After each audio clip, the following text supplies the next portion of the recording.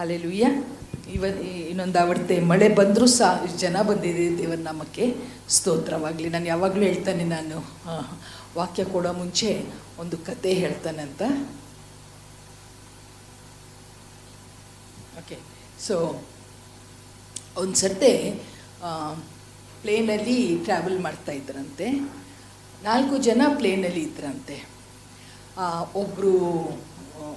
ಒಬ್ಬರು ದೊಡ್ಡ ಸೈಂಟಿಸ್ಟ್ ಇದ್ರಂತೆ ಆ ಪ್ಲೇನಲ್ಲಿ. ಇನ್ನೊಬ್ಬರು ಒಂದು ವಿದ್ವಾಂಸ, ಒಂದು ಹೆಚ್ಚು ಓದಿದ ಮನುಷ್ಯ ಇದ್ದಂತೆ.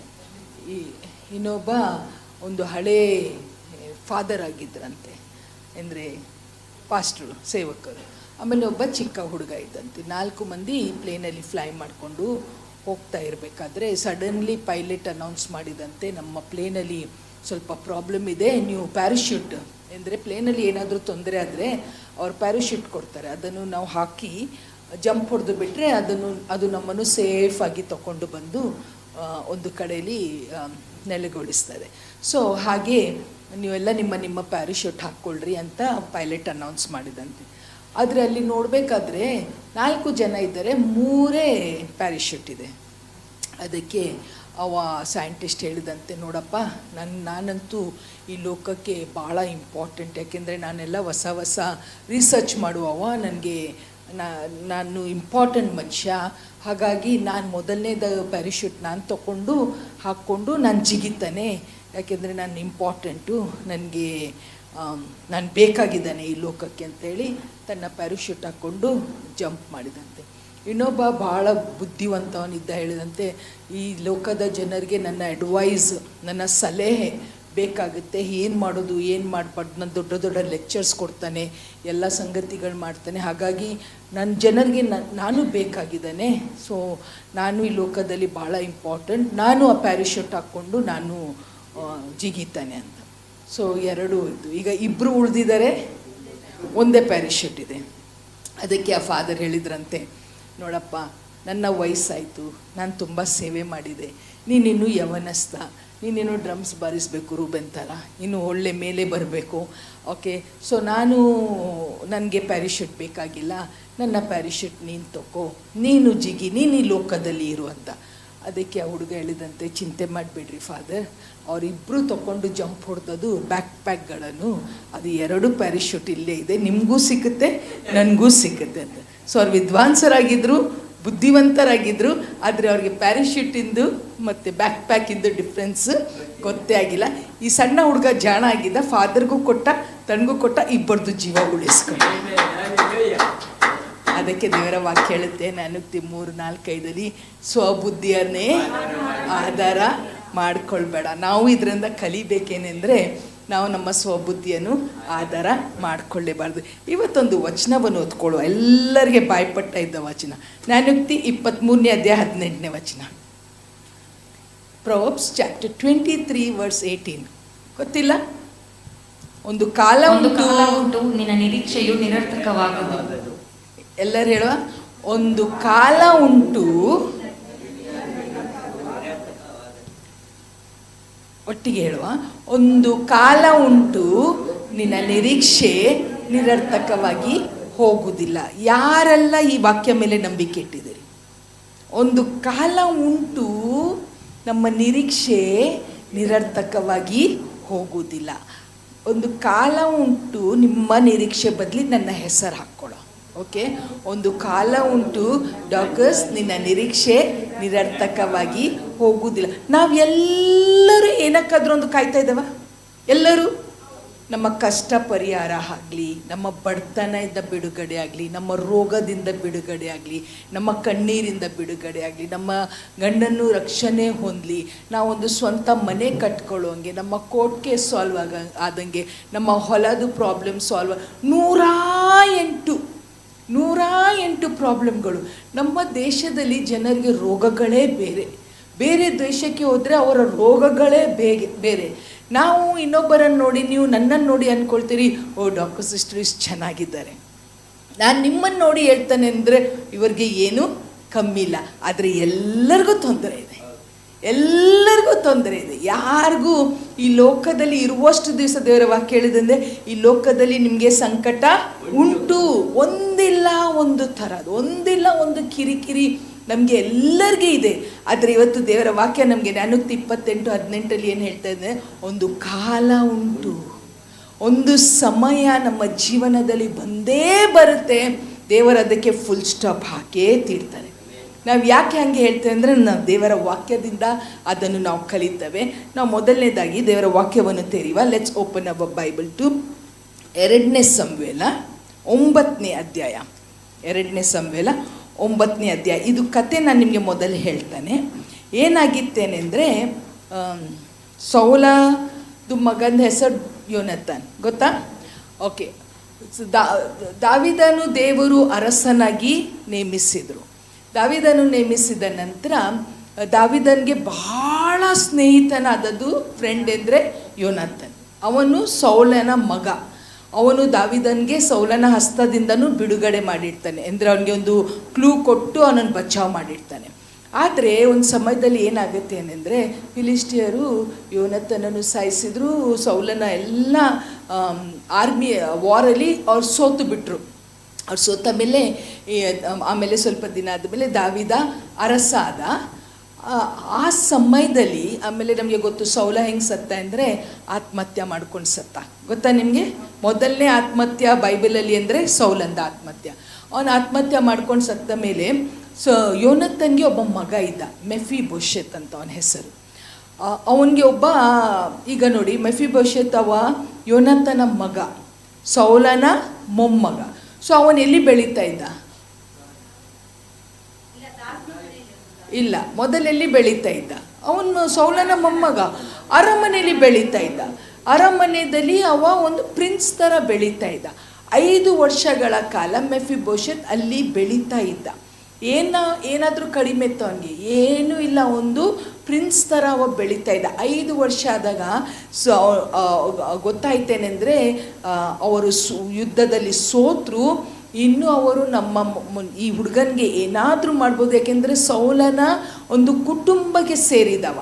ಈ ಅರಸ ಯಾವಾಗಲೂ ಯುದ್ಧವಾದಾಗ ಅರಸನ ಹಿಡಿತಾರೆ, ಅರಸನ ಇಡೀ ಕುಟುಂಬನ ಸಾಯಿಸ್ತಾರೆ. ಯಾಕೆಂದರೆ ಒಬ್ಬನಾದ್ರೂ ಇದ್ದರೆ ಅದು ಮತ್ತೆ ಚಿಗುರ್ತದೆ ಅಂತೇಳಿ ಎಲ್ಲರನ್ನೂ ಸಾಯಿಸ್ತಾರೆ.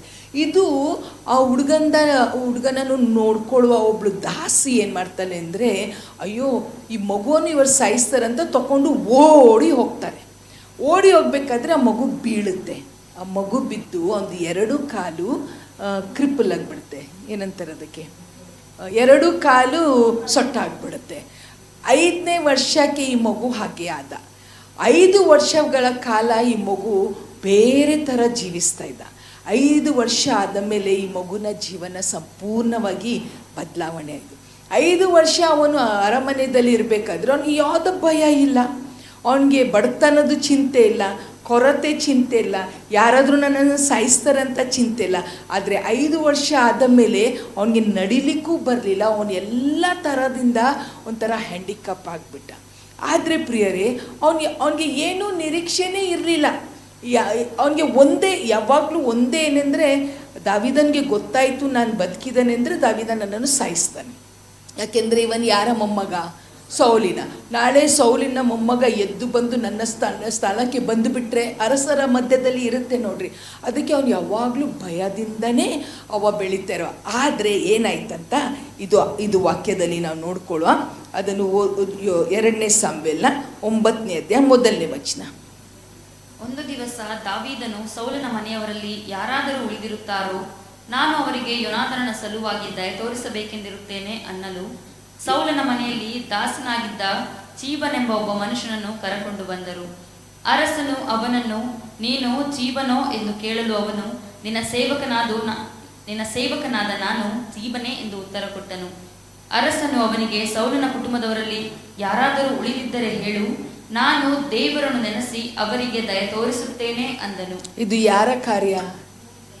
ದಾವೀದ ಅರಸಾದ, ಅವ ಸೆಟ್ಲ್ ಆದ. ಆದರೆ ಅವನು ಹೇಳ್ತಾನೆ ಏನೆಂದರೆ, ಸೌಲನ ಕುಟುಂಬದವ್ರು ಯಾರೇ ಇದ್ದರೂ ನನಗೆ ಹೇಳು, ಯೋನಾತನು ನನ್ನ ಫ್ರೆಂಡು, ನನ್ನ ಜೀವವನ್ನು ಕಾಪಾಡಿದವನು. ಅದಕ್ಕೆ ಅವನಗೋಸ್ಕರ ಆದರೂ ನಾನು ಅವನ ಕುಟುಂಬದವರು ಯಾರೇ ಇದ್ದರೂ ಹೇಳಿ, ಜಿಬ್ಬಗೆ ಗೊತ್ತಿತ್ತು ಈ ಮೆಫಿಬೋಶೆತ್ ಎಲ್ಲಿ ಇದ್ದಾನೆ ಅಂತ ಹೇಳಿ. ಓಕೆ, ಮುಂದಕ್ಕೆ 4ನೇ ವಚನ. ಅರಸನು ಎಲ್ಲಿರುತ್ತಾನೆ ಎಂದು ಅವನನ್ನು ಕೇಳಲು ಅವನು ಲೋದೆ ಬಾರಿನಲ್ಲಿರುವ ಅಮ್ಮೀಯಲನ ಮಗನಾದ ಮಾಕೀರನ ಮನೆಯಲ್ಲಿರುತ್ತಾನೆ ಎಂದು ಉತ್ತರ ಕೊಟ್ಟನು. ಕೂಡಲೇ ಅರಸನು ದೂತರನ್ನು ಕಳುಹಿಸಿ ಅವರನ್ನು ಲೋದೆ ಬಾರಿನಲ್ಲಿದ್ದ ಅಮ್ಮೀಯೇಲನ ಮಗನಾದ ಮಾಕೀರನ ಮನೆಯಿಂದ ಕರೆಸಿದರು. ಸೌಲನ ಮೊಮ್ಮಗನೂ ಯೋನಾತನನ ಮಗನೂ ಆದ ಮೆಫಿಬೋಶೇತನು ಬಂದಾಗ ದಾವೀದನಿಗೆ ಸಾಷ್ಟಾಂಗ ನಮಸ್ಕಾರ ಮಾಡಿದನು. ದಾವೀದನು ಮೆಫಿಬೋಶೇತನೇ ಅನ್ನಲು ಅವನು, ನಿನ್ನ ಸೇವಕನಾದ ನಾನು ಇಲ್ಲಿದ್ದೇನೆ ಅಂದನು. ಇದನ್ನು ನೋಡಿ 7ನೇ ವಚನದಲ್ಲಿ. ಈಗ ಅವನಿಗೆ ಹೇಗೆ ಆಗಿರಬೇಕು ಮೆಫಿಬೋಶೆತ್ಗೆ? ಅವನು ಎಲ್ಲೋ ಅಡ್ಕೊಂಡಿದ್ದಾನೆ, ಯಾರಿಗೂ ಗೊತ್ತಿಲ್ಲ, ಅವನು ಜೀವಿಸ್ತಾ ಇದ್ದಾನೆ, ಅವನು ಭಯದಲ್ಲಿ ಇದ್ದಾನೆ. ಇಂಥವೆಲ್ಲ ಸಮಯದಲ್ಲಿ ಇರಬೇಕಾದ್ರೆ 15 ವರ್ಷ ಆಗಿರ್ತದೆ. ಅವನಿರುವಾಗ 5 ವರ್ಷ ಇರಬೇಕಾದ್ರೆ ಅವನು ಹೋದವ. ಈಗ ಅವನಿಗೆ ಈಗ 15 ವರ್ಷ ಆದ ಮೇಲೆ 20 ವರ್ಷ. ಈಗ ಅವನಿಗೆ 20 ವರ್ಷ ಆದಾಗ ಯಾರೋ ಬಂದು ಅವನಿಗೆ ಹೇಳ್ತಾ ಇದ್ದಾನೆ ಅಂದರೆ ಅರಸ ಕರೀತಾನೆ. ಅವನಿಗೆ ಹೇಗಾಗಿರ್ಬೇಕು? ಗ್ಯಾರಂಟಿ ಅವನಿಗೇನಾಗಿರ್ಬೇಕು? ಭಯ. ಯಾಕೆಂದರೆ ಅರಸ ಈ ಸೌಲನ ಕುಟುಂಬದಲ್ಲಿ ಯಾರು ಇದ್ದಾರೆ ಅಂತ ಹುಡುಕಿ ಅವನನ್ನು ತಗೊಂಡು ಅವನನ್ನು ಗ್ಯಾರಂಟಿ ಈಗ ಸಾಯಿಸ್ಬಿಡ್ತಾನೆ. ಸೊ ಅವ್ನು ಭಯಪಟ್ಟು ಅಲ್ಲಿ ಬರ್ತಾನೆ ಪ್ರಿಯರೇ. ಅಲ್ಲಿ ಬಂದ ತಕ್ಷಣ, ದಾವೀದ ಬಂದ ತಕ್ಷಣ ಅವನು ಎದ್ದು ನಿಲ್ತು ಏನು ಹೇಳ್ತಾನೆ ಅಂದರೆ, ನಿನ್ನ ಸೇವಕ ಅಂತಾನೆ. ಅಂದರೆ ದಾವೀದ ದಯ ತೋರಿಸ್ಲಿ ಅಂತ ಹೇಳಿ. ಆದರೆ ಮೆಫಿಬೋಶೆತ್ಗೆ ಎಂದೂ ಯೋಚನೆ ಇರಲಿಲ್ಲ ಅಂದರೆ, ದೇವರ ದಯೆ ನನ್ನ ಮೇಲೆ ದೊರಕುತ್ತೆ, ನನಗೆ ಏನಾದರೂ ಒಳ್ಳೆ ಆಗ್ಬೋದು. ಯಾಕೆಂದರೆ ಈ 15 ವರ್ಷಗಳ ಕಾಲ ಮೆಫಿಬೋಶೆತ್ಗೆ ಏನೂ ಒಳ್ಳೆಯದಾಗಿಲ್ಲ. ಎಲ್ಲೋ ಹಡ್ಕೊಂಡು, ಎಲ್ಲೋ ಬಡತನದಲ್ಲಿ, ಎಲ್ಲೋ ಚಿಂತೆದಲ್ಲಿ ಅವನು 5 ವರ್ಷ ಇರಬೇಕಾದ್ರೆ, ನಾವು ಎಷ್ಟೋ ಸರ್ತಿ ನಮ್ಮ ಚಿಕ್ಕವರಿರಬೇಕಾದ್ರೆ ನಮ್ಮ ಹಳೆ ದಿನಗಳು ನಮ್ಮ ಮಕ್ಕಳಿಗೆ ಮೊಮ್ಮಕ್ಕಳಿಗೆ ಹೇಳ್ತವೆ ತಾನೆ, ನಾವು ಹಿಂಗೆ ಮಾಡಿದ್ದೆವು, ನಾವು ಹಂಗೆ ಮಾಡಿದ್ದೆವು, ನಾವು ಹಂಗೆ ಮಾಡಿ. ನನಗೆ ನೆನಪಿದೆ, ನಾವು ಮೋಶು ಸ್ಕೂಲ್ ಹೋಗ್ಬೇಕಾದ್ರೆ ಪೆನ್ಸಿಲ್ ಕಳ್ಕೊಂಡು ಬರುವ, ಯಾವಾಗಲೂ ನೋಡಿದರೆ ಪೆನ್ಸಿಲ್ ಕಳ್ಕೊಂಡು ಬರುವ. ಅದಕ್ಕೆ ಪಾಸ್ಟ್ರು ಹೇಳ್ತಿದ್ರು, ನಿಂಗೆ ಗೊತ್ತಾ, ನಾವು ಅನಾಥ ಶಾಲೆಯಲ್ಲಿ ಕಲ್ತವರು ನಮಗೆ ವರ್ಷಕ್ಕೂ 1 ಪೆನ್ಸಿಲ್ ಕೊಡ್ತಿದ್ರು. ಅದು ಇಷ್ಟು ಚಿಕ್ಕ ಆಗೋವರೆಗೆ ನಾವು ಆ ಪೆನ್ಸಿಲ್ ಯೂಸ್ ಮಾಡ್ತಿದ್ದೆ. ಅದಕ್ಕೆ ಮೋಶು ಅಂತಿದ್ದ, ಡಾಡಾ ನಿನ್ನ ಕಾಲ ಬೇರೆ, ನನ್ನ ಕಾಲ ಬೇರೆ, ನನ್ನ ಕಾಲಕ್ಕೆ ನಿನ್ನ ಕಾಲದ್ದು ಹೇಳಬೇಡ. ಈಗ ನಮಗೆ ವಾರಕ್ಕೊಂದು ಪೆನ್ಸಿಲ್ ಬೇಕು, ಶಾಲೆಗೆ ಹೋಗೋದು ಪೆನ್ಸಿಲ್ ಲಾಸ್ಟ್ ಮಾಡು. ಹಾಗೆ ಮೆಫಿಬೋಶೆತ್ತು ಅವನು ನೆನಪಿರ್ಬೋದು ಸ್ವಲ್ಪ, ನಾನು ಅರಮನೆಯಲ್ಲಿ ಈ ಆಹಾರ ತಿಂದೆ, ಈ ಟೇಬಲ್ ಮೇಲೆ ಕೂತೆ, ನನ್ನ ಜೀವನದಲ್ಲಿ ಹೀಗೆ ಆಯಿತು, ಆದರೆ ನಾನು ಎಲ್ಲಿ ಬಂದೆ? ಅವನು ಹೇಗೆ ಇದ್ದ ಅಂದರೆ ಅವನಿಗೆ ಏನೂ ನಿರೀಕ್ಷೆ ಇರಲಿಲ್ಲ. ಅಂಥ ಸಮಯದಲ್ಲಿ ಅವನಿಗೆ ಅರಸನು ಕರೆದು ಬಿಟ್ಟು ಅವನಿಗೆ ಹೇಳ್ತಾರೆ, ಮುಂದಕ್ಕೆ ಅವನಿಗೆ ಏನು ಹೇಳ್ತಾರೆ ಅಂತ ನಾವು ಓದ್ಕೊಳ್ಳುವ. ಅದೇ ವಚನದ್ದು ಮುಂದೆ. ಆಗ ದಾವೀದನು ಅವನಿಗೆ, ಹೆದರಬೇಡ, ನಿನ್ನ ತಂದೆಯಾದ ಯೋನಾತಾನನನ್ನು ನೆನೆಸಿ ನಿನಗೆ ದಯೆ ತೋರಿಸುತ್ತೇನೆ. ಏನ್ ಮಾಡ್ತಾರಂತೆ? ದಯೆ ತೋರಿಸ್ತಾರಂತೆ. ಓಕೆ. ನಿನ್ನ ಅಜ್ಜನಾದ ಸೌಲನ ಭೂಮಿಯನ್ನೆಲ್ಲ ನಿನಗೆ ಹಿಂದಕ್ಕೆ ಕೊಡುತ್ತೇನೆ. Wow, hallelujah. ಇಂಥ ಅರಸರು ಇವತ್ತು ಸಿಗ್ತಾರಾ? ಏನು ಹೇಳ್ತಾರೆ ಅಂದರೆ, ನನ್ನ ಸ್ನೇಹಿತನ ಯೋನಾತನಗೋಸ್ಕರ ಸೌಲನ್ಗೆ ಇದ್ದ ಪ್ರಾಪರ್ಟಿ ಎಲ್ಲ ನಾನು ನಿನಗೆ ಕೊಡ್ತಾನೆ ಅಂತಾರೆ. ಅವನ ಕನಸಲ್ಲಿನೂ ಕಂಡಿರ್ಲಿಕ್ಕೆಲ್ಲ. ಮುಂದಕ್ಕೆ ಮತ್ತು ನೀನು ಪ್ರತಿದಿನ ನನ್ನ ಪಂಕ್ತಿಯಲ್ಲಿ ಊಟ ಮಾಡಬೇಕು ಎಂದು ಹೇಳಿದನು. ಆಮೆನ್. ನೋಡ್ರಿ, ಇದಕ್ಕೆ ಹೇಳುತ್ತೆ, ಒಂದು ಕಾಲ ಉಂಟು, ನಿನ್ನ ನಿರೀಕ್ಷೆ ನಿರರ್ಥಕವಾಗಿ ಹೋಗುವುದಿಲ್ಲ. ಅವನಿಗೆ ಏನು ಹೇಳ್ತಾನೆ ಗೊತ್ತಾ ದಾವೀದ? ಒಂದೇ ಹೇಳ್ತಾನೆ ಅಂದರೆ, ನಿನ್ನದು ಆಸ್ತಿ ಏನು ಬರಬೇಕಲ್ಲ, ನಾನು ನಿಂಗೆಲ್ಲ ಕೊಟ್ಟು ಬಿಡ್ತಾನೆ. ಅವನು ಯೋಚನೆ ಮಾಡಿಲ್ಲ, ಆದರೆ ಎಲ್ಲೋ ಅವನು ಪ್ರಾರ್ಥನೆ ಮಾಡಿರಬೇಕು. ಯಹೂದ್ಯರ ದೇವರೇ, ಅಬ್ರಹಾಂ, ಇಸಾಕ, ಯಾಕೋಬನ ದೇವರೇ, ಸ್ವಾಮಿ ಇವತ್ತು ನನ್ನ ಪರಿಸ್ಥಿತಿ ಹೀಗೆ ಇದೆ, ನನಗೆ ಬಿಡುಗಡೆ ಮಾಡು ಅಂತ ಪ್ರಾರ್ಥನೆ ಮಾಡಿರ್ಬೋದು. ಒಂದು ಕಾಲ ಅವನ ಜೀವನದಲ್ಲಿ ಬಂತು. ಅದು ಏನು ಬಂತೆಂದರೆ, ಅವ ಯೋಚಿಸಲಿಲ್ಲ, ಅವ ಗ್ರಹಿಸಲಿಲ್ಲ, ಅಂತ ಉನ್ನತವಾದ ಸ್ಥಾನಕ್ಕೆ ದೇವರನ್ನು ತಗೊಂಡೋದ್ರು. ಹಾಲೆಲೂಯಾ. ಒಂದು ಕಾಲ ಉಂಟು, ನಮ್ಮ ನಿರೀಕ್ಷೆ ನಿರರ್ಥಕವಾಗಿ ಹೋಗುವುದಿಲ್ಲ. ನಂಬಿದವರೆಲ್ಲ ಈ ಮಾತನ್ನು ಹೇಳ್ರಿ, ಒಂದು ಕಾಲ ಉಂಟು, ನಮ್ಮ ನಿರೀಕ್ಷೆ ನಿರರ್ಥಕವಾಗಿ ಹೋಗುವುದಿಲ್ಲ. ಆತನ ಮೇಲೆ ದೃಷ್ಟಿ ಇಟ್ಟವರು, ಪ್ರಕಾಶನ ಹೊಂದಿದ್ದರು, ಅವರ ಮುಖ ಲಜ್ಜೆಯಿಂದ ಕೆಡುವುದಿಲ್ಲ. ಅವನಿಗೆ ಮೊದಲನೇದಾಗಿ ಹೇಳ್ತಾರೆ ಅಂದರೆ, ನಿನಗೆ ದಯೆ ತೋರಿಸ್ತಾನೆ, ನಿಮ್ಮ ಅಜ್ಜನಿಗೆ ಇರುವ ಆಸ್ತಿ ಎಲ್ಲ ನಿನಗೆ ಕೊಡ್ತಾನೆ. ಆಮೇಲೆ ಅರಸನ ಟೇಬಲಲ್ಲಿ ಅವನಿರುವ ದಿನಮಾನ ಕಾಲ ಎಲ್ಲ ಅರಸನ ಟೇಬಲಲ್ಲಿ ಕುತ್ಕೊಂಡು ಅವನ ಆಹಾರ ಸೇವಿಸಿದ. Hallelujah, hallelujah. ಪ್ರಿಯರೇ, ಇದಕ್ಕೆ ಹೇಳೋದು ನಮ್ಮ ನಿರೀಕ್ಷೆ ಆತನ ಮೇಲೇ ಇಟ್ಟರೆ ಖಂಡಿತವಾಗಿ ನಮಗೆ ಒಂದು ದಿನ ಬರುತ್ತೆ, ನಾವು ಹೇಳ್ತೇವೆ ದೇವರೇ ನಮ್ಮ ಪ್ರಾರ್ಥನೆಗೆ ಉತ್ತರ ಕೊಟ್ಟು. ನಾವೆಲ್ಲರಿಗೆ ಕಷ್ಟ ಇದೆ, ನಾವು ಬಿಟ್ಟು ಕೊಡೋದು ಭಾಳ ಸುಲಭ, ಇದು ಆಗೋದಿಲ್ಲ ನಾವು ಬಿಟ್ಟು ಕೊಡ್ತೇವೆ ಅಂತ ಹೇಳೋದು ಸುಲಭ. ಆದರೆ ಆತನನ್ನೇ ನೋಡಿಕೊಂಡು ಆತನನ್ನೇ ದೃಷ್ಟಿಸಿ ನಮ್ಮ ದೃಷ್ಟಿ ಆತನ ಮೇಲೆ ಇಟ್ಟು ನಮ್ಮ ಓಟವನ್ನು ಓಡ್ಕೊಳ್ತಾ ಇದ್ದರೆ ಒಂದು ಸಮಯ ಬರುತ್ತೆ ನಮ್ಮ ಕಣ್ಣೀರಿಗೆ ಕೊನೆ ಹಾಕೇ ತೀರ್ತಾರೆ.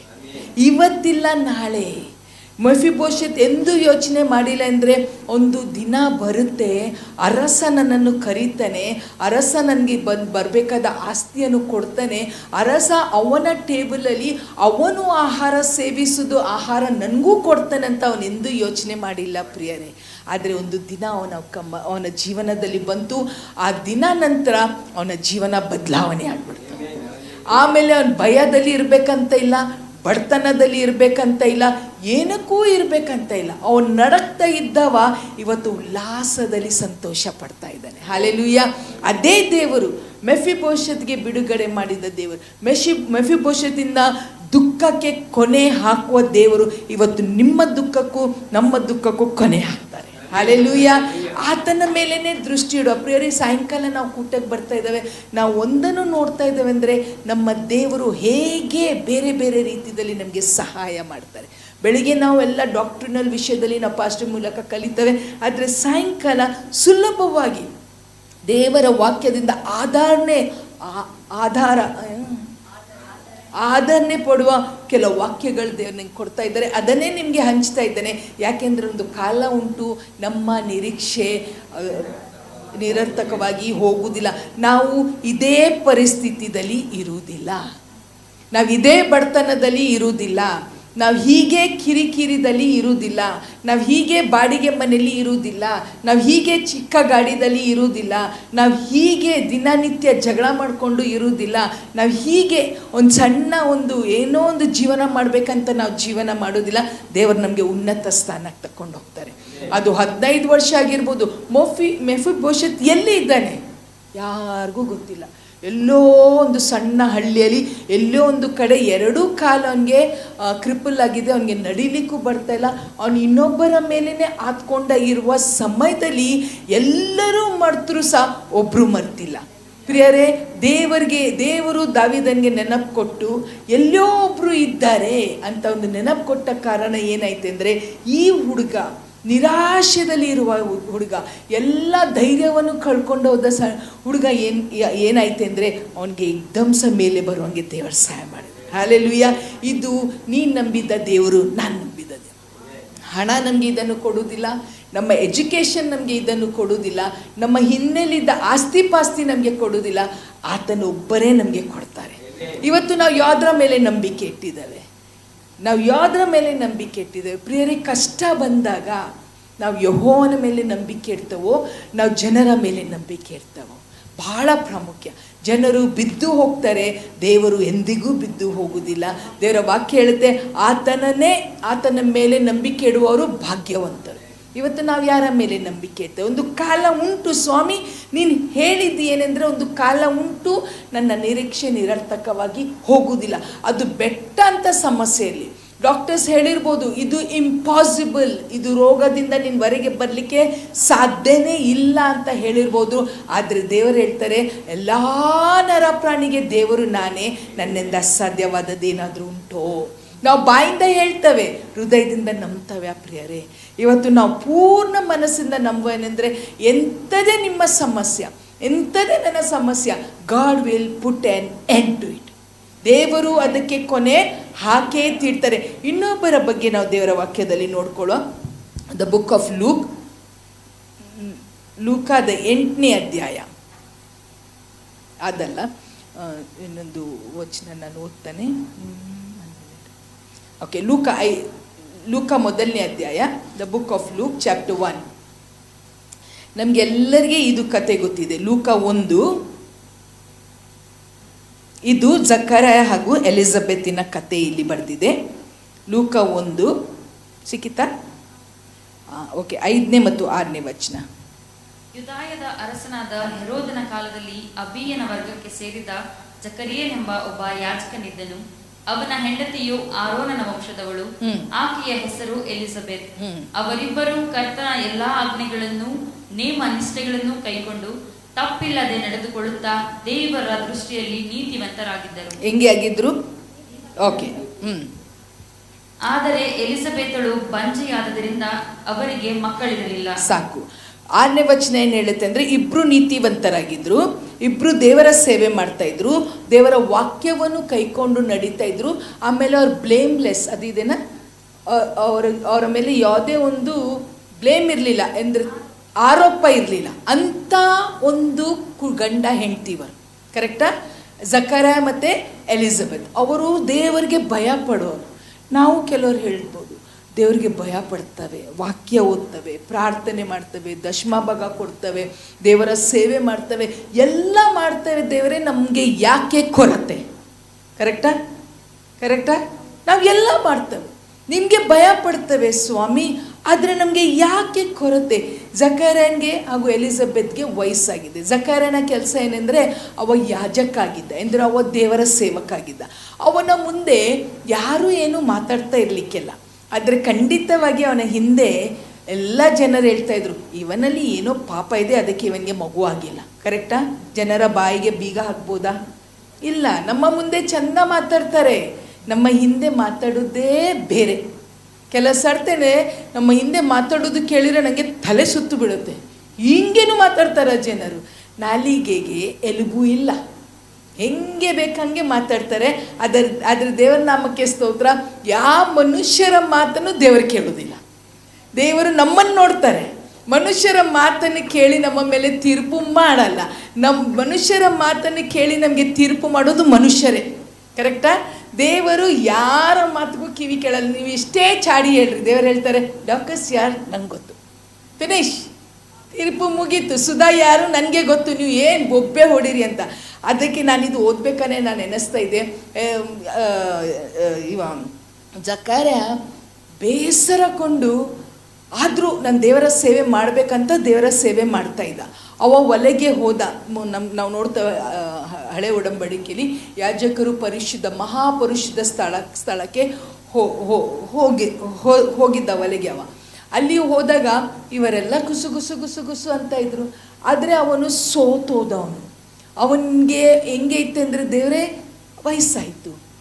ನಾವು ಇಷ್ಟು ಸರ್ತೆ ನಾನು ಪಾಸ್ಟರ್ ಅಂತೇವೆ, ಏನಂದರೆ ವಯಸ್ಸಾಯ್ತು, ಇನ್ನು ಏನಪ್ಪ. ಆದರೆ ದೇವ್ರ ನಾಮಕ್ಕೆ ಸ್ತೋತ್ರ. ದೇವರು ನಮ್ಮ ವಯಸ್ಸು ನೋಡೋದಿಲ್ಲ, ದೇವರು ಜನರ ಮಾತು ನೋಡೋದಿಲ್ಲ, ದೇವರು ಯೋಚಿಸೋದು ಮಾಡೇ ತೀರ್ತಾರೆ. Hallelujah, hallelujah. ಇಲ್ಲಿ ಎಲ್ಲ ಆಯಿತು. ಅವನ ಇದನ್ನು ದೇವರ ಕೆಲಸವನ್ನು ಮಾಡಲಿಕ್ಕೆ ಒಳಗೆ ಹೋಗ್ತಾನೆ. ಆಮೇಲೆ ಏನಾಗುತ್ತೆ ಅಂತ ನಾವು ನೋಡ್ಕೊಳ್ಳುವ. 6ನೇ ವಚನದಿಂದ ಕಲೆಗೆ ಓದ್ತಾ ಇದ್ದಾವೆ. ಓಕೆ, 8ನೇ ವಚನ. ಹೀಗಿರಲಾಗಿ ಜಕರಿಯನ ವರ್ಗದ ಸರತಿ ಬಂದಾಗ ಅವನು ದೇವರ ಸನ್ನಿಧಿಯಲ್ಲಿ ಯಾಜಕ ಧರ್ಮವನ್ನು ನಡೆಸುತ್ತಿರಲು ದೇವಾಲಯದೊಳಕ್ಕೆ ಹೋಗಿ ಧೂಪ ವರ್ಣವನ್ನು ಅರ್ಪಿಸುವುದು ಯಾಜಕರ ಮರ್ಯಾದೆಯ ಪ್ರಕಾರ ಅವನ ಪಾಲಿಗೆ ಬಂತು. ಅವನು ಕರೆಕ್ಟಾಗಿ ಅವನು ಕೆಲಸ ಮಾಡ್ತಾ ಇದ್ದ. ಓಕೆ. ಧೂಪವನ್ನು ಅರ್ಪಿಸುವ ಹೊತ್ತಿನಲ್ಲಿ ಜನರ ಗುಂಪೆಲ್ಲ ಹೊರಗೆ ನಿಂತು ದೇವರನ್ನು ಪ್ರಾರ್ಥಿಸುತ್ತಿರಲಾಗಿ ಕರ್ತನ ದೂತನು ಧೂಪ ಪೀಠದ ಬಲಗಡೆಯಲ್ಲಿ ನಿಂತುಕೊಂಡವನಾಗಿ ಅವನಿಗೆ ಕಾಣಿಸಿಕೊಂಡನು. ಸಡನ್ಲಿ ಏನನ್ನು ನೋಡಿದವ?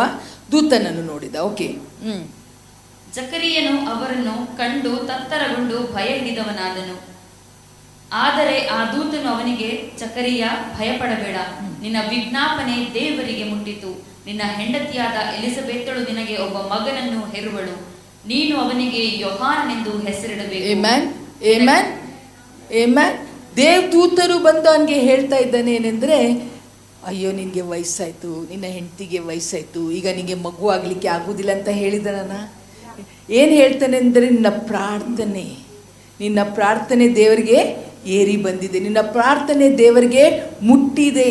ಪ್ರಿಯರೇ, ನಾವು ಯೋಚನೆ ಮಾಡ್ತೇವೆ, ನಾವು ದಿನನಿತ್ಯ ಪ್ರಾರ್ಥನೆ ಮಾಡ್ತಾ ಇದ್ದೇವೆ, ನಾವು ಉಪವಾಸ ಪ್ರಾರ್ಥನೆ ಮಾಡ್ತೇವೆ, ನಾವು ಕಣ್ಣೀರಿಂದ ಪ್ರಾರ್ಥನೆ ಮಾಡ್ತೇವೆ, ನಾವು ದಿನನಿತ್ಯ ಏನಂದರೆ ನಾವು ಆ ವಚನಗಳನ್ನು ಮೇಲೆ ಮೇಲೆ ಮೇಲೆ ಮೇಲೆ ಹೇಳಿ ಅರಿಕೆ ಮಾಡ್ತವೆ, ನಾವು ಇದನ್ನು ಮಾಡ್ತವೆ, ನಾವು ಅದನ್ನು ಮಾಡ್ತೇವೆ, ಆದರೆ ನಮ್ಮ ಪ್ರಾರ್ಥನೆಗೆ ಉತ್ತರ ಸಿಕ್ಕಿಲ್ಲ ಅಂತ ನಾವು ಹೇಳ್ತೇವಲ್ಲ ಪ್ರಿಯರೇ. ಜಕರ್ಯನು ಹಾಗೆ ಅನ್ನಿಸ್ತಾ ಇರ್ಬೋದು, ಎಲಿಜಬೆತ್ತು ಹಾಗೆ ಅನ್ನಿಸ್ತಿದ್ದು. ಅದಕ್ಕೆ ದೇವದೂತ ಹೇಳ್ತಾನೆ, ನಿನ್ನ ಪ್ರಾರ್ಥನೆ ಏರಿ ಬಂದಿದೆ. ನಾನು ಏನು ಮಾಡ್ತಾರೆ, ದೇವರು ಏನು ಮಾಡ್ತಾರೆ ಅಂದರೆ ನಿಮಗೆ ಒಂದು ಮಗುವನ್ನು ಕೊಡ್ತಾನೆ, ಆತನ ಹೆಸರು ಯೋಹಾನ್ ಇಡಬೇಕಂತ. ಎಂದಾದರೂ ಈ ಸಮಯದಲ್ಲಿ ಜಕರ್ಯ ಹಾಗೂ ಎಲಿಜಬೆತ್ ಯೋಚನೆ ಮಾಡಿದ್ರೆ ಅವ್ರಿಗೆ ಮಗು ಆಗುತ್ತೆ ಅಂತ? ಅವರು ನಿರೀಕ್ಷೆ ಬಿಟ್ಟವರು. ಅವರು ಅದಕ್ಕೆ ಅವಳು ಹೇಳ್ತಾಳೆ ಅಂದರೆ ವಯಸ್ಸಾಗಿದೆ ನಮಗೆ. ವಯಸ್ಸಾದರೂ ಸಹ ದೇವರ ದೃಷ್ಟಿಯಲ್ಲಿ ವಯಸ್ಸು ಏನು ಮೂಲ್ಯ ಇಡುವುದಿಲ್ಲ ಪ್ರಿಯರೇ. ದೇವರು ನಿನ್ನ ಜೀವಿತದಲ್ಲಿ ನನ್ನ ಜೀವಿತದಲ್ಲಿ ಕಾರ್ಯ ಮಾಡಬೇಕಾದ್ರೆ ಎಂಥ ಸಮಸ್ಯೆ ಬಂದರೂ ಅದ್ಭುತ ಮಾಡ್ತಾರೆ. ಹಲ್ಲೆಲೂಯ. ದೇವರಿಗೆ ಯಾವುದೇ ಸ್ಟಂಬ್ಲಿಂಗ್ ಬ್ಲಾಕ್ ಇಲ್ಲ. ಓ ಇದು ಇದೆ, ಓ ಅದು ಇದೆ. ನಾವೀಗ ಕಾರ್ ಹೊಡ್ಕೊಂಡು ಹೋಗ್ಬೇಕಾದ್ರೆ GPS ಹಾಕಿರ್ತೇವೆ. GPS ಹಾಕಿರ್ಬೇಕಾದ್ರೆ ಆ GPS ಅಲ್ಲಿ ಅವಳು ಹೇಳ್ತಾಳೆ ಏನೆಂದರೆ, ಮುಂದೆ ಏನೋ ಒಂದು ವಸ್ತು ರೋಡ್ ಮೇಲೆ ಬಿದ್ದಿದೆ, ಸ್ವಲ್ಪ ಜಾಗ್ರತೆಯಿಂದ ಗಾಡಿ ಹೊಡೀರಿ ಅಂತ ಅದು ನಮಗೆ ಹೇಳ್ತದೆ. ಆದರೆ ದೇವರ ಒಂದು ಆಶೀರ್ವಾದ ನಮ್ಮ ಮೇಲೆ ಬರಬೇಕಾದ್ರೆ ಯಾವ ಬ್ಲಾಕು ಇರಲ್ಲ. ಹಲ್ಲೆಲೂಯಾ. ಆ ಸಮಯ ಬಂತೆಂದರೆ ಆ ಆಶೀರ್ವಾದ ಹಾಗೆ ಬಿಡುಗಡೆ ಆಗುತ್ತೆ. ನಿಂಗೆ ವಯಸ್ಸಾಗಿದೆ, ನೀನು ಮುದುಕ ಆಗಿದ್ದಿ, ಓ ನಿಂಗೆ ಕಾಲು ಸರಿ ಇಲ್ಲ, ಈಗ ನಿಂಗೆ ನಡಿಲಿಕ್ಕೆ ಆಗಲ್ಲ, ಯಾವುದು ಬರಲ್ಲ ಪ್ರಿಯರೇ. ಆಶೀರ್ವಾದ ಮಾಡಬೇಕೆಂದ್ರೆ ದೇವರ ಆಶೀರ್ವಾದ ಮಾಡೇ ತಿರ್ತಾರೆ. ಮುಂದಕ್ಕೆ ನಾವು ನೋಡ್ತಾ ಅಂದರೆ ಅವನಿಗೆ ನಾವು ಓದಲಿಕ್ಕೆ ಸಮಯ ಇಲ್ಲ, ಅವನು ನಂಬುವುದಿಲ್ಲ. ಅದಕ್ಕೆ ಅವನ ಬಾಯಿ ಅವನಿಗೆ ಮಾತಾಡಲಿಕ್ಕೆ ಅವನು ಮೂಕ ಆಗಿಬಿಡ್ತಾನೆ. ಯಾವಾಗವರೆಗೆ ಮುಖ ಆಗ್ತಾನೆ ಅಂದರೆ ಮಗು ಹುಟ್ಟುವ ತನಕ ಅವನು ಮುಖ ಆಗ್ತಾನೆ. ಇದು ನಿಮ್ಮ ಜೀವನದಲ್ಲಿ ಆಗ್ಬೋದು, ನನ್ನ ಜೀವನದಲ್ಲಿ ಆಗ್ಬೋದು. ದೇವರು ಒಮ್ಮೆಗೆ ನಮಗೆ ಆಶೀರ್ವಾದ ಮಾಡಿದಾಗ ಅಂತ ನಾವು ನಿಲ್ತು ಬಿಡ್ತೇವೆ. ನಮಗೆ ಅಷ್ಟು ಶಾಕ್ ಆಗಿಬಿಡುತ್ತೆ. ಯಾಕೆಂದರೆ ಒಂದು ಕಾಲ ಉಂಟು, ನಮ್ಮ ನಿರೀಕ್ಷೆ ನಿರರ್ಥಕವಾಗಿ ಹೋಗೋದಿಲ್ಲ. ನಮ್ಮ ಪ್ರಾರ್ಥನೆ ದೇವರಿಗೆ ಏರಿ ಬಂದೇ ಬರುತ್ತೆ. ಒಂದು ಸರ್ತಿ ಒಬ್ಬಳಿಗೆ ಡಾಕ್ಟರ್ಸ್ ಅಪಾಯಿಂಟ್ಮೆಂಟ್ ಇತ್ತು. ಅವಳು ಡಾಕ್ಟರ್ ಹತ್ರ ಹೋದಾಗ ಚೆಕ್ ಮಾಡಿದಾಗ ಅವಳ ಎರಡೂ ಕಿಡ್ನಿ ಫೇಲ್ ಆಗಿತ್ತು. 2 ಕಿಡ್ನಿ ಫೇಲ್ ಆಗಿತ್ತು. ಡಾಕ್ಟರ್ ಹೇಳಿದರು, ನಿನ್ನ ಕಿಡ್ನೀಸ್ ಫೇಲ್ ಆಗಿದೆ, ಯಾರಾದರೂ ಕಿಡ್ನಿ ಡೊನೇಟ್ ಮಾಡುವವ್ರು ಸಿಕ್ಕುವವರೆಗೆ ನಾವು ನಿನಗೆ ಏನೂ ಮಾಡಲಿಕ್ಕೆ ಆಗಲ್ಲ, ನಿನ್ನ ಕಂಡೀಷನ್ ತುಂಬ ಕೆಟ್ಟೋಗಿದೆ ಅಂತ. ಅದಕ್ಕೆ ಅವಳು ಕೇಳಿದ್ಲು, ಡಾಕ್ಟ್ರು ನಾನು ಇಷ್ಟು ದಿವಸ ಕಾಯಬೇಕಾಗ್ಬೋದು, ಯಾಕೆಂದರೆ 2 ಕಿಡ್ನಿ ಹೋಗಿದೆ ಅಂದರೆ ಡಯಾಲಿಸಿಸಲ್ಲಿ ಇರ್ತಾರೆ. ಅದಕ್ಕೆ ಡಾಕ್ಟ್ರು ಹೇಳಿದರು, ಈ ಪ್ರತಿಯೊಬ್ಬರ ಬಾಡಿ ಬೇರೆ, ನಿಮ್ಮ ಬ್ಲಡ್ ಗ್ರೂಪ್ ಬೇರೆ, ನನ್ನ ಬ್ಲಡ್ ಗ್ರೂಪ್ ಬೇರೆ, ಇವರ ಬಾಡಿ. ಸೊ ಆ ಕಿಡ್ನಿ ಸರಿಯಾಗಿ ಆ ಬಾಡಿಗೆ ಅಡ್ಜಸ್ಟ್ ಆಗಬೇಕು, ಆವಾಗಲೇ ಅವರು ಅದು ಕಿಡ್ನಿ ಕೊಡೋದು.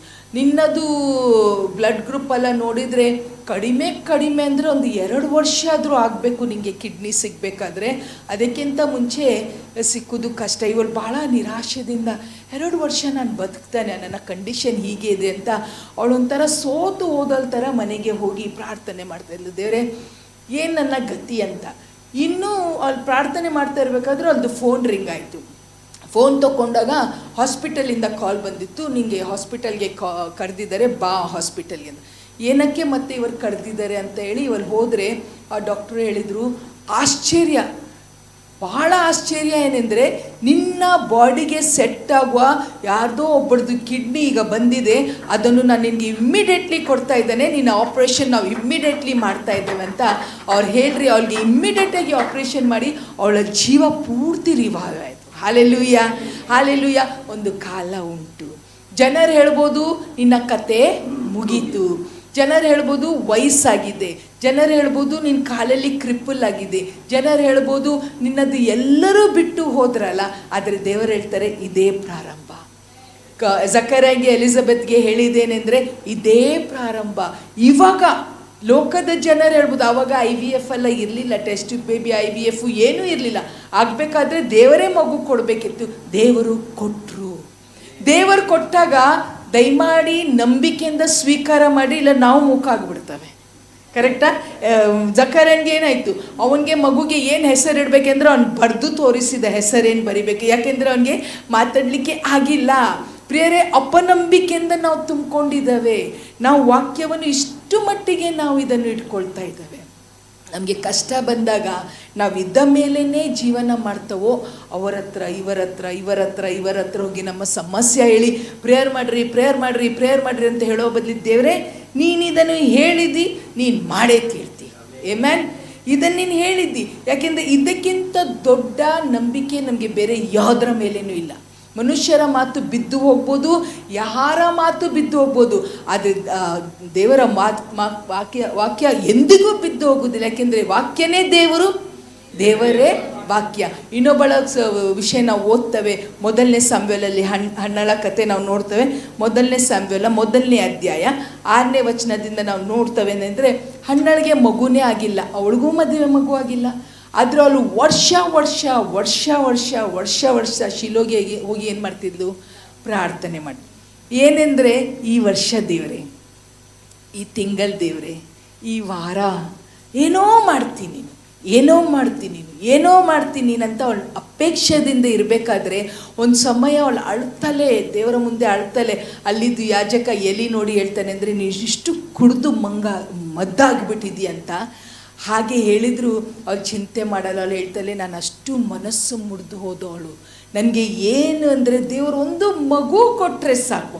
ನಾವೇನು ಹೇಳ್ತೇವೆ, ದೇವರೇ ಇದು ಒಂದು ಪ್ರಾಬ್ಲಮ್ ಸಾಲ್ವ್ ಆದರೆ ಸಾಕು. ನಾನು ಹೇಳ್ಯಾ, ಒಂದು ಪ್ರಾಬ್ಲಮ್ ಸಾಲ್ವ್ ಆಯಿತಾ, ಇನ್ನೊಂದು ಬಂದೇ ಬರುತ್ತೆ. ಇದು ಮುಗೀತಾ, ಇನ್ನೊಂದು ಬಂದೇ ಬರುತ್ತೆ. ಎಂಡೇ ಇಲ್ಲ. ರೋಗವಸಿ ಆಯಿತಾ, ಮಗ ದಾರಿ ತಪ್ಪಿಬಿಟ್ಟನ, ಸಾಲದವ್ರು ಬಂದರು, ಸಾಲದವ್ರು ಹೋಯ್ತಾ, ಪ್ರಾಪರ್ಟಿದು ಜಗಳ ಸ್ಟಾರ್ಟ್ ಆಯಿತು. ಮುಗೀತದ? ಎಂದಾದರೂ ಮುಗೀತದ? ಇದ್ದಕ್ಕಿದ್ದಂಗೆ ಒಳ್ಳೆ ಕೆಲಸ ಹೋಗ್ಬಿಡ್ತು. ಒಂದಿಲ್ಲದ್ರೆ ಒಂದು. ಆದರೆ ಪ್ರಿಯರೇ, ನಮಗೆ ಈ ಕಷ್ಟಗಳೇನು ಮಾಡ್ತದೆ ಅಂದರೆ ನಮ್ಮನ್ನು ಗಟ್ಟಿಯಾಗಿ ಮಾಡ್ತಾರೆ. ನಾವು ಮಂದಿ ಮುಂದೆ ಅಳೋ ಬದಲಿ ದೇವರ ಮುಂದೆ ಹತ್ತಿರ ದೇವರು ಏನು ಮಾಡ್ತಾರೆ ಅಂದರೆ, ಒಂದು ಕಾಲ ಬರುತ್ತೆ, ಹನ್ನಳ ಕಣ್ಣೀರನ್ನು ಒರೆಸಿದ ದೇವರು ನನ್ನ ಕಣ್ಣೀರು ಒರೆಸೇ ತೀರ್ತಾರೆ. ಹಾಲೆಲೂಯಾ. ಅದು ನಮ್ಮ ದೇವರು. ಇವತ್ತು ನಮಗೆ ಒಂದು ಪ್ರಶ್ನೆ, ನಾವು ಯಾರ ಮೇಲೆ ನಂಬಿಕೆ ಇಟ್ಟಿದ್ದಾರೆ? ನಾನು ನಿಮಗೆ ನಿಜ ಹೇಳಿ, ಮನುಷ್ಯರು ಸಹಾಯ ಮಾಡಲಿಕ್ಕೆ ಶಕ್ತರು ಅಲ್ಲ. ಕೆಲವರು ರಥಬಲಲ್ಲಿ, ಕೆಲವರು ತೋಳ್ಬಲದಲ್ಲಿ ನಂಬಿಕೆ ಇಡ್ತಾರೆ. ಆದರೆ ನಾವಾದರೂ ಯೆಹೋವನ ಮೇಲೆ ನಂಬಿಕೆ ಇಡ್ತಾರೆ. ಯಾಕೆಂದರೆ ಅವರು ಬಿದ್ದು ಹೋಗುವುದಿಲ್ಲ, ಅವರ ವಾಗ್ದಾನಗಳು ಬಿದ್ದು ಹೋಗುವುದಿಲ್ಲ, ಅವರ ಮಾತುಗಳು ಬಿದ್ದು ಹೋಗುವುದಿಲ್ಲ. ನಿನ್ನೆ ಇದ್ದಂಗೆ ಇವತ್ತು ನಿರಂತರವಾಗಿದ್ದಾರೆ. ದೇವರ ವಾಕ್ಯ ಹೀಗೆ ಹೇಳುತ್ತೆ ಅಂದರೆ, ಇವೆಲ್ಲ ಕಥೆಗಳು ನಿಮಗೋಸ್ಕರ ನನಗೋಸ್ಕರ ಬರೆಯಲ್ಪಟ್ಟಿದೆ. ಯಾಕೆಂದರೆ ಇದರಿಂದ ನಾವು ಆದರಣೆ ಪಡ್ಕೊಳ್ತೇವೆ. ಪ್ರತಿ ಸರ್ತಿ ಕಥೆಗಳು ಹೋದಾಗ, ದೇವರೇ ನೀನು ಇವರಿಗೆ ಹಿಂಗೆ ಮಾಡಿದ್ಯಲ್ಲ, ನನಗೂ ಮಾಡಿದ್ದಿ, ಕರೆಕ್ಟಾ? ಅವ್ರಿಗೆ ಮಾಡಿದ್ದಿ, ಅವ್ರಿಗೆ ನೀನು ಒಳ್ಳೇದು ಮಾಡಿದ್ದಿ, ಅವ್ರಿಗೆ ಚೆನ್ನಾಗಿ ಮಾಡಿದ್ದೀರಿ, ನಮಗೆ ಮಾಡಿಲ್ಲ ಎಂದೂ ಹೇಳಿಬಿಡ್ರಿ. ಯಾಕೆಂದರೆ ಇದರಲ್ಲಿರುವ ಎಲ್ಲ ವಾಗ್ದಾನಗಳು ನನಗೇನೆ. ಆಮೇಲೆ ಇನ್ನೊಬ್ಬರಿಗೆ ನೋಡ್ರಿ, ಅವ್ರು ಚೆನ್ನಾಗಿದ್ದಾರಲ್ಲ, ನಾವು ಹೀಗೆ ಇದ್ದೇವಲ್ಲ, ಹೇಳಬೇಡ್ರಿ. ಯಾಕೆಂದರೆ ಅವರ ಮನೇಲಿ ಏನು ನಡೀತದೆ ನಮಗೆ ಗೊತ್ತಿಲ್ಲ, ನಮ್ಮ ಮನೇಲಿ ಏನು ನಡೀತದೆ ಅವರಿಗೆ ಗೊತ್ತಿಲ್ಲ. ಸರಿನಾ? ಎಲ್ಲರ ಮನೆದು ದೋಸೆ ತೂತೆ. ಸೊ ನಮ್ಮ ಮನೇಲಿ ಏನಾಗುತ್ತೆ, ಸ್ವಾಮಿ ಇದು ನನ್ನ ಪರಿಸ್ಥಿತಿ, ಆದರೆ ನನಗೆ ನಂಬಿಕೆ ಇದೆ ಏನೆಂದರೆ ಒಂದು ಕಾಲ ಬರುತ್ತೆ, ಇವತ್ತಿಲ್ಲ ನಾಳೆ. ವರ್ಷ ಹಣ್ಣಲು ಹೋದಾಗ ಅವಳು ಅಂದ್ಕೊಳ್ಬೋದು, ಈ ವರ್ಷ ನನಗೆ ಮಗು ಆಗುತ್ತೆ, ನೆಕ್ಸ್ಟ್ ಇಯರ್ ಮಗುವನ್ನು ತೊಗೊಂಡೋಗ್ತದೆ. ಆಯಿತಾ? ಇಲ್ಲ. ವಾಕ್ಯ ಹೇಳುತ್ತೇನೆಂದರೆ, ವರ್ಷ ಹೋದ್ಲು. ಒಂದು ವರ್ಷ ಬಂತು, ಅವಳ ಕಣ್ಣೀರು ದೇವರು ಹೊರಸಿದ್ರು. ಅವಳಿಗೆ ಎಂಥ ಒಂದು ಮಗು ಕೊಟ್ಟರೆ ಅಂದರೆ, ಇಡೀ ಇಸ್ರಾಯೇಲ್ ದೇಶಕ್ಕೆ ಅವನು ಎಂಥ ಒಂದು ಪ್ರವಾದಿ ಆಗುವಂಗೆ ದೇವರು ಕೊಟ್ಟರು. ನಾವು ಕಾಯ್ತೇವೆಲ್ಲ ಪ್ರಿಯರೇ, ನಾವಿಷ್ಟು ಕಾಯ್ತೇವೆಲ್ಲ, ಅಷ್ಟು ನಾವು ದೇವರಲ್ಲಿ ಬಲ ಹೊಂದ್ತೇವೆ. ನಾವು ಕಾಯ್ತಾ ಒಂದು ಮರ ನೋಡಿ, ಅದು ಇಷ್ಟು ಬೆಳೀತಾ ಹೋಗ್ತಾ ಅದು ಬೇರೆ ಅಷ್ಟೇ ಕಲೆಗೆ ಹೋಗುತ್ತೆ. ಚಿಕ್ಕ ಸಸ್ಯನೂ ಎತ್ತಬೋದು, ಮರನ ಎತ್ತಲಿಕ್ಕೆ ಬರುತ್ತೇನಾ? ಇಲ್ಲ. JCB ಏನು ಕರಿಬೇಕಾಗುತ್ತೆ, ದೊಡ್ಡ ಗಾಡಿ ಬಂದು ಅದನ್ನು ಎತ್ತಾರೆ.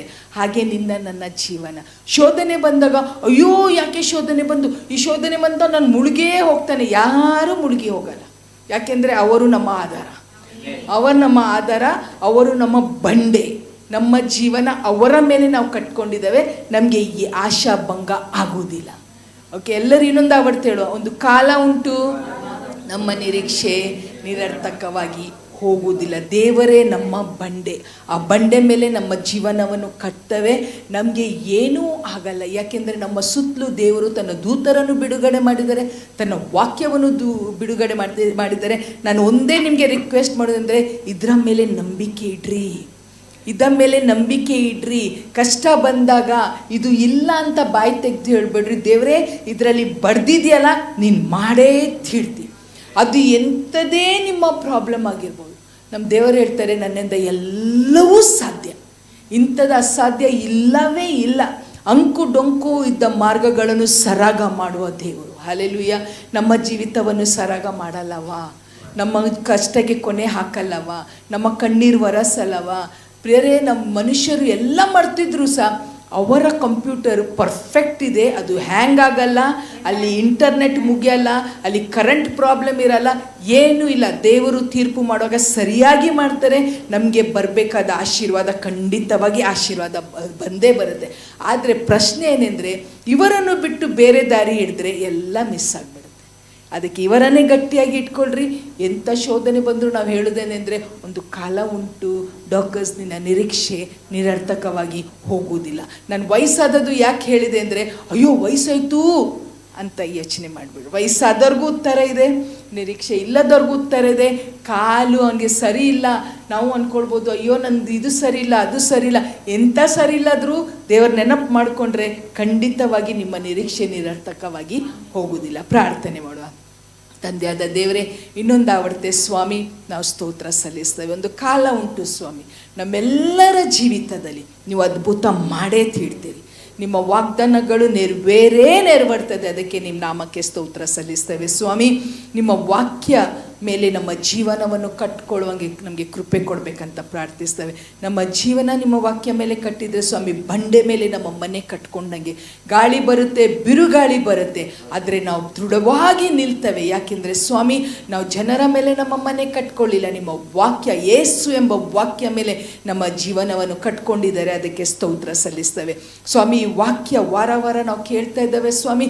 ನಿಮ್ಮ ಮೇಲೆ ನಮ್ಮ ನಂಬಿಕೆ ಇನ್ನೂ ದೃಢ ಆಗುವಂಗೆ ನಮಗೆ ಕೃಪೆ ಕೊಡಬೇಕಂತ ಪ್ರಾರ್ಥಿಸ್ತೇವೆ ಸ್ವಾಮಿ. ಇವತ್ತು ಯಾವ್ದ ಮೇಲೆ ದೃಷ್ಟಿ ಇಡ್ತಾ ಇಲ್ಲ, ನಿಮ್ಮ ಮೇಲೆ ನಮ್ಮ ದೃಷ್ಟಿಯನ್ನು ಇಟ್ಟು ನಮ್ಮ ಓಟವನ್ನು ಓಡ್ತಾ ಇದ್ದೇವೆ ಸ್ವಾಮಿ. ಹಾಗೆ ಬಂದವರೆಲ್ಲರ ಮೇಲೆ ಸ್ವಾಮಿ ನಿಮ್ಮ ಅದ್ಭುತವಾದ ಹಸ್ತ ಬಿಡುಗಡೆ ಆಗಲಿ ಸ್ವಾಮಿ. ಯಾರ್ಯಾರು ಏನನ್ನು ಕಾಯ್ತಾ ಇದ್ದಾರೆ ನನಗೆ ಗೊತ್ತಿಲ್ಲ, ನಿಮಗೆ ಗೊತ್ತಿದೆ ಸ್ವಾಮಿ. ಜಕರನು ಅಷ್ಟು ವರ್ಷ ಒಂದು ಮಗುವಸ್ಕರ ಕಾಯ್ತಾ ಇದ್ದ. ಯಾರಿಗೆ ಗೊತ್ತಿದ್ದೋ ಇಲ್ಲೋ ಗೊತ್ತಿಲ್ಲ, ಆದರೆ ನೀವು ಬಲ್ಲಂಥ ದೇವರಾಗಿದ್ದೀರಿ ಸ್ವಾಮಿ. ಅವನಿಗೆ ಒಂದು ಕೃಪೆ ಕೊಟ್ಟು ಒಂದು ಮಗು ಆಗುವಂಗೆ ಕೃಪೆ ಕೊಟ್ರಿ. ಅದಕ್ಕೆ ಸ್ತೋತ್ರ. ಹಾಗೆ ಕರ್ತನೆ, ಯಾರ್ಯಾರು ನಿಮ್ಮನ್ನು ದೃಷ್ಟಿಸ್ತಿದ್ದಾರೋ ಸ್ವಾಮಿ, ಎಲ್ಲರಿಗೂ ಒಂದು ನಿರೀಕ್ಷೆ ಇತ್ತು, ನಿಮ್ಮ ಮೇಲೆ ನಿರೀಕ್ಷೆ ಇತ್ತು, ಅವ್ರಿಗೆ ಆಶಾಭಂಗ ಆಗಿಲ್ಲ. ನಮ್ಮ ನಿರೀಕ್ಷೆ ಸಹ ನಿಮ್ಮ ಮೇಲೆ ಇದೆ, ನಮಗೂ ಆಶಾಭಂಗ ಆಗುವುದಿಲ್ಲ. ಅದಕ್ಕೆ ಸ್ತೋತ್ರ ಸಲ್ಲಿಸ್ತೇವೆ ಕರ್ತನೆ. ಈ ವಾಕ್ಯ 100% ಫಲ ಕೊಡ್ಲಿ ಅಂತ ಯೇಸು ನಾಮದಲ್ಲಿ ಪ್ರಾರ್ಥಿಸಿ ಬೇಡಿ ಹೊಂದಿದ್ದೇವೆ ತಂದೆಯಾದ ದೇವರೇ, ಆಮೆನ್.